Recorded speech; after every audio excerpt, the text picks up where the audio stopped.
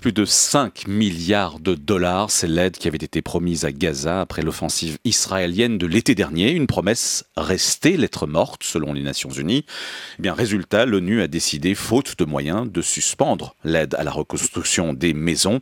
On en parle avec notre invité, Pierre Krenbuhl. Bonjour. Bonjour. Vous êtes le commissaire général de l'UNRWA, l'Office de secours des Nations Unies pour les réfugiés de Palestine dans le Proche-Orient. Vous êtes de passage à Genève. Merci d'avoir accepté notre invitation. Alors Gaza, on s'en souvient, avait été dévasté par la guerre de l'été 2014. Plus de 2000 personnes, essentiellement des civils, avaient été tuées côté palestinien. Certains quartiers ou villages avaient été réduits en ruines. Où en est-on aujourd'hui dans la reconstruction de ce territoire ? Les traces du conflit de l'été passé sont encore extrêmement visibles lorsqu'on se rend à Gaza. Des quartiers, vous l'avez dit, entiers qui ont été réduits à néant et où des dizaines de milliers de personnes attendent encore de pouvoir retourner dans des appartements reconstruits. Il y a donc aujourd'hui encore 100 000 personnes à Gaza qui sont sans domicile, dont 12 000 sont encore dans des écoles de l'UNRWA en attendant la reconstruction. Un mécanisme est en place. La reconstruction existe, elle a débuté. Simplement, les fonds qui ont été promis à la conférence du Caire en octobre tardent à venir. Et nous avons donc dû interrompre cette activité-là en particulier. Les autres activités de l'UNRWA se poursuivent, l'éducation, la santé, etc. Alors, plus de 5 milliards de dollars avaient été promis, je le disais tout à l'heure. Seule une poignée de millions ont été versés, c'est ça ? Alors, l'UNRWA avait demandé 720 millions pour la reconstruction, c'est-à-dire les appartements qui doivent être entièrement reconstruits, ceux qui doivent être réparés plus légèrement, et puis les besoins de payer des loyers pour des habitations transitoires pour les personnes qui sont en attente. Et nous avons reçu à ce jour, sur ces 720 millions, 135 millions, dont 100 millions ont d'ores et déjà été dépensés. Donc nous avons fait la démonstration que nous sommes capables d'utiliser cet argent sur place. Simplement, les entrées se sont arrêtées et interrompues maintenant. Nous avons donc dû suspendre cette partie essentielle de l'activité. Pierre Krenbuhl, pourquoi finalement la communauté internationale ne tient-elle pas ses promesses ? Une partie s'explique très probablement par le fait que plusieurs États sont arrivés à la conclusion d'une sorte de fatigue de voir Gaza être reconstruit tous les 2 ans et puis des conflits à nouveau détruire une partie de ce qui a été investi dans la bande de Gaza. D'autres sont dans l'attente d'une réconciliation plus franche de la part des partis palestiniens. Simplement, mon message a été toujours de dire le monde ne peut pas en fait se permettre de se détourner de Gaza. On l'a vu, c'est une région, c'est un endroit où vivent sur un espace à peu près de la taille du canton de Genève 1,8 million de personnes qui n'ont aucune liberté de mouvement, aucune perspective économique ou d'emploi. Ce sont donc des gens qui vivent depuis 8 ans sous un blocus illégal imposé par Israël et qui a contribué à ce qu'aujourd'hui 860 000 personnes sur les 1,8 million d'habitants dépendent en nourriture de l'UNRWA, dans une assistance qui est régulièrement fournie. Mais ça, c'est évidemment pas ce que la population souhaite. Personne souhaite dépendre d'une organisation pour l'aide humanitaire. Des gens veulent des emplois, veulent pouvoir s'occuper de leurs besoins. Être autonome et avoir aussi la dignité qui vient avec. Alors, il y a on va dire une nervosité des donateurs, disiez-vous, en raison de la situation politique instable dans la bande de Gaza. Le gouvernement de consensus entre l'autorité palestinienne et le Hamas, entré en fonction en juin, soulève beaucoup d'interrogations sur sa capacité d'agir. Il y a aussi des interrogations sur les mécanismes de surveillance de tous ces matériaux nécessaires à la reconstruction. Les Israéliens, particulièrement, ont fait part de leur crainte de voir l'aide détournée à des fins militaires par le Hamas. Ils craignent notamment que les chargements de ciment et de gravier ne servent à reconstruire des tunnels pour mener des actions terroristes. Oui, alors l'UNRWA mène depuis des années des programmes de reconstruction dans la bande de Gaza sur la base d'un mécanisme qui existe avec Israël de vérification du matériel qui est amené. J'ai posé moi-même la question à un général israélien à la fin du conflit, puisqu'ils avaient eu l'occasion, eux, avec tous les tunnels qui ont été découverts, de voir un tout petit peu avec quels matériaux ils avaient été construits. J'aurais posé très franchement la question de savoir est-ce qu'ils avaient trouvé la moindre indication que du matériel amené par les Nations Unies ou par l'UNRWA avait servi à construire ce tunnel. Sa réponse était tout aussi claire. Elle était de dire non. Donc on a fait la démonstration qu'on est parfaitement capable de gérer des programmes de reconstruction à large échelle.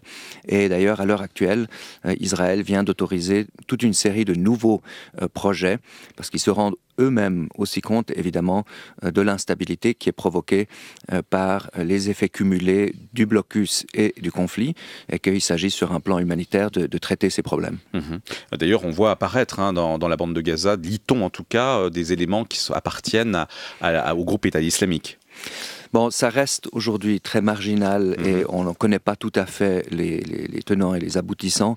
Mais ce que je peux vous dire, c'est ce que m'a raconté un chef d'entreprise de Gaza juste avant le conflit, en juin de l'année passée. Il m'a dit, vous savez, je suis un homme bon, mais mes enfants ne sont pas aussi bons que moi. Ce qui est quand même quelque chose d'un peu étonnant. Donc je lui ai demandé ce qu'il voulait dire par ça.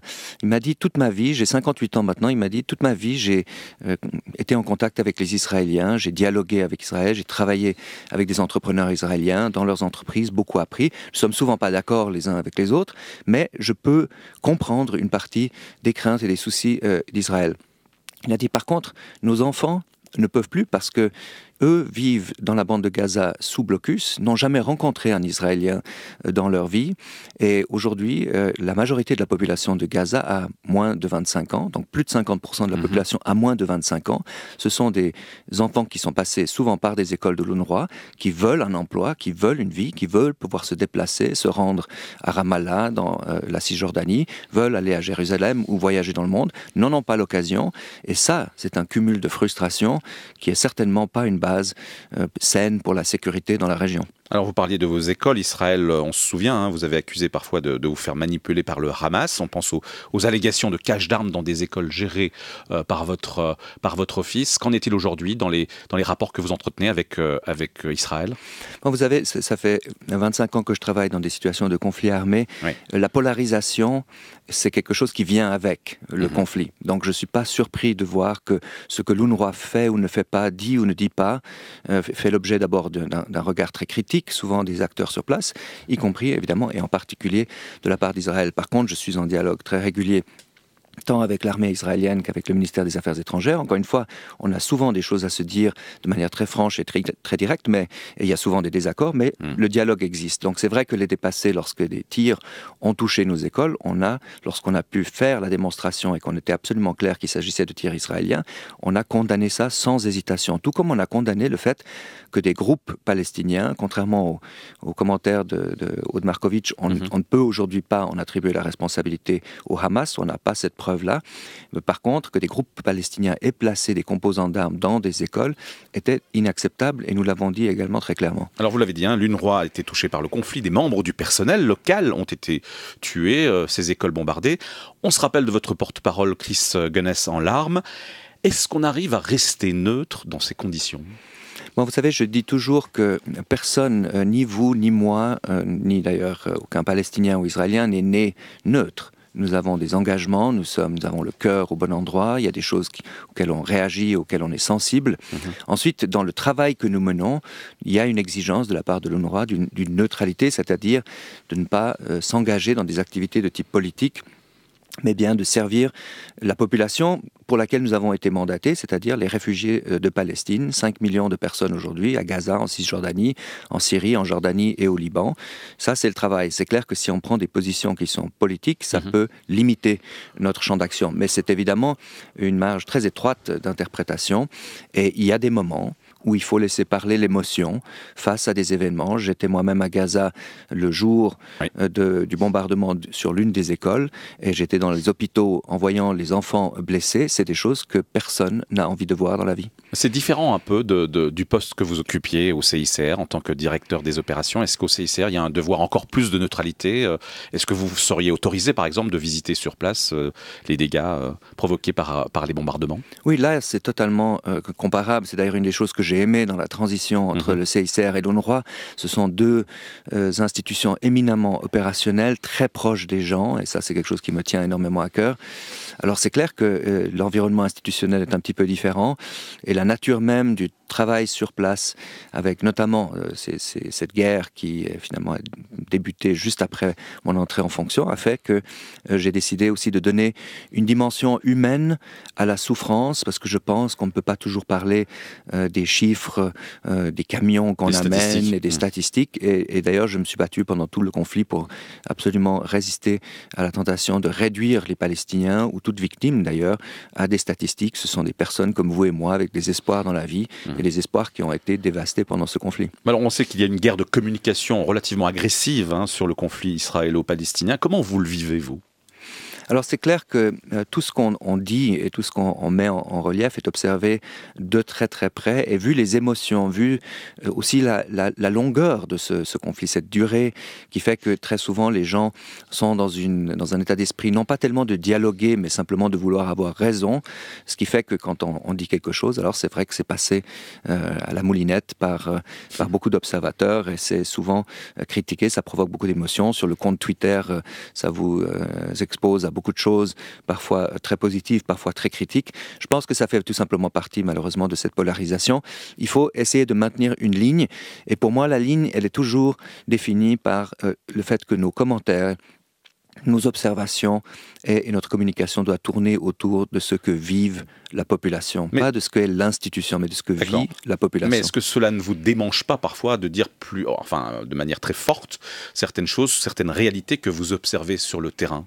Oui, et je crois que l'UNRWA y arrive en grande partie. Sincèrement, j'ai eu l'occasion, au cœur de la guerre, finalement, le 31 juillet, donc la guerre était en cours, de m'exprimer devant le Conseil de sécurité, ou plus précisément, j'étais à Gaza et j'ai adressé le Conseil de sécurité. C'est clair, c'est un moment qui est éminemment humain et humanitaire, mais qui est évidemment aussi ressenti comme très politique, puisqu'il s'agit quand même de l'enceinte la plus politique au sein du système des Nations Unies.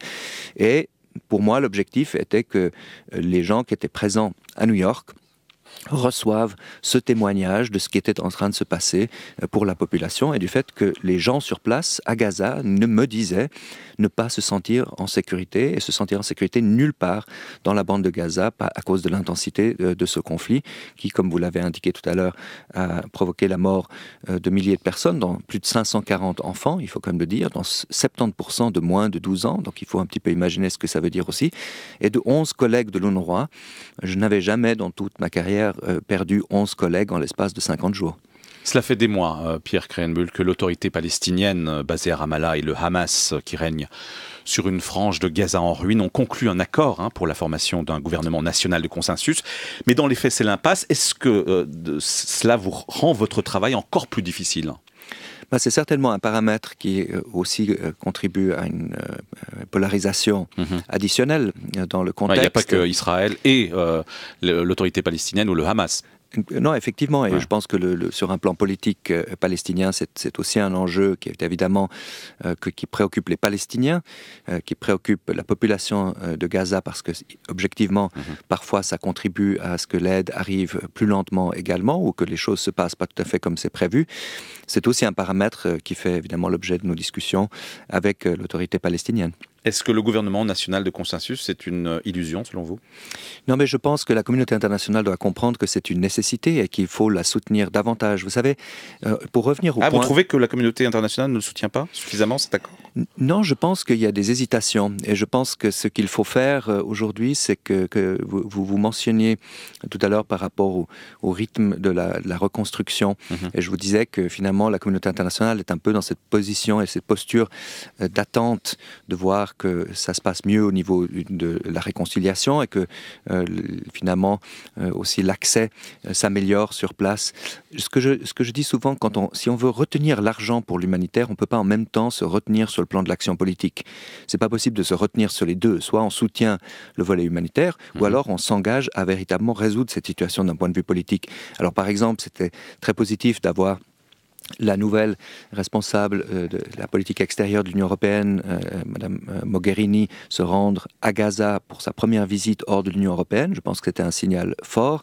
Ce sont ces engagements-là qui sont aujourd'hui nécessaires, parce que je suis de l'avis que le monde n'a pas le luxe de négliger cette situation israélo-palestinienne sur un plan sécuritaire quand on voit tout ce qui se passe ailleurs au Moyen-Orient. Et donc, il faut bien, à un moment donné, commencer à travailler en la direction de résoudre ces conflits. Donc, ça demande un engagement et une gestion politique qui n'est pas le rôle de l'UNRWA. Nous n'avons pas reçu ce mandat. C'est le rôle du reste de la communauté internationale. Et là, je trouve qu'il y a beaucoup plus à faire. La décision de suspendre la reconstruction, c'est un cri d'alarme lancé par l'ONU. Est-ce qu'il y a eu des réactions de la part des pays donateurs? Oui, il y a des réactions. Et on espère aussi des réactions qui vont maintenant se matérialiser par des fonds additionnels, parce que je pense que les gens prennent quand même la mesure que ce que vit la population, encore une fois, dans ce cumul entre les effets du blocus et de la destruction du conflit de l'année passée, c'est pas seulement quelque chose qu'on peut contenir derrière ces grands murs qui entourent et cette grande barrière qui entoure Gaza. On peut pas simplement réduire 1,8 million de personnes à l'anonymité, à l'anonymat qui règne dans une région comme ça, tout simplement parce que c'est loin de nos yeux et qu'on en garde donc une distance sur un plan émotionnel. Ça, c'est véritablement quelque chose que le monde ne peut pas se permettre. On le voit bien avec la répétition des conflits qui se produisent dans la bande de Gaza. Il faut maintenant poser ça sur un plan plus politique. Il faut réussir à traiter les choses de fond qui résultent aussi de l'occupation par Israël des territoires palestiniens.